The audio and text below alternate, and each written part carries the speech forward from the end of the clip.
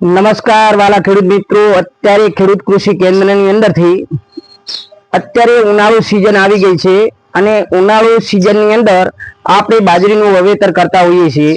તો બાજરીના વાવેતરની અંદર આપણે કેવી રીતે ઉત્પાદન વધુ મેળવવું અને એના પાયાની અંદર શું આપવું એના વિશે થોડું આપણે જાણશું.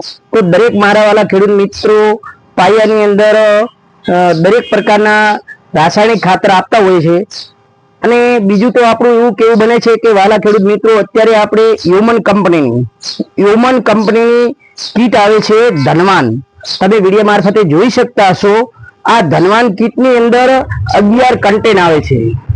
તો અત્યારે બીજા એક આપણે પાયાની અંદર આપતા હોઈએ છીએ એના પ્રમાણની અંદર 25 કિલોની આ કીટ છે અને 25 કિલોની કીટ 1 એકરની અંદર આપવામાં આવે છે અને બીજા કોઈ ખાતર આપવામાં આવતા નહીં.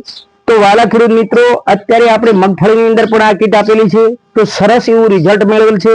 સાથે સાથે બટાકાની અંદર પણ આપણે આપેલી છે, તો પણ આપણને સરસ એવું રિઝલ્ટ મળેલું છે. અને પશુઓને ઘાસચારા માટે ઘાસ જે પીળું પડી જતું હતું એની અંદર પણ આપણે આ કીટ આપી અને જાતે પણ અનુભવ કર્યો છે, જેથી કરીને એ ઘાસનો પણ વિકાસ ખૂબ સરસ થઈ ગયો છે અને એનો પીળો કલર હતો એ કાળો બની ગયો છે. તો આ કીટનો શું કમાલ છે અને એની અંદર શું આવે છે, તો એના વિશે આપણે થોડું જાણીએ.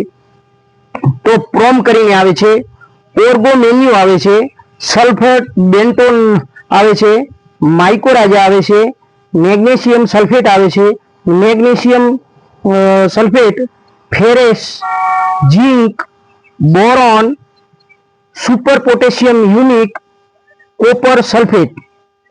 આ હરેક કન્ટેન્ટ એક જ કીટની અંદર હોય છે અને જે આપણી જમીનની અંદર અમુક તત્વોની ઉણપ હોય છે એ તમામ આની અંદર તત્વો આવેલા હોવાથી આપણી બાજરીનું ઉત્પાદન ખૂબ સરસ મળતું હોય છે. ડુંડી લાંબી બનતી હોય છે, હાઈટ પણ સારી હોય છે. બિયારણ કયું વાવવું એ મહત્વનું છે, પણ એની સાથે સાથે એનો પાયો મજબૂત હોવો એ જરૂરી છે. જો પાયો મજબૂત હોય તો આપણને એ બાજરી એટલી બધી સરસ રીતે ઉત્પાદન પણ આવતી હોય છે. તો વાલા ખેડૂત મિત્રો, દરેકને આપણી ખાસ ભલામણ છે કે તમે જે તે ખાતર વાવતા હોય તે વાવો, પણ 1 એકરની અંદર એકવાર આ એક કીટ વાવી અને જાતે અનુભવ કરી શકો છો અને તમને જાતે જ અનુભવ આવી જશે કે આ કીટની અંદર કેવું રિઝલ્ટ છે.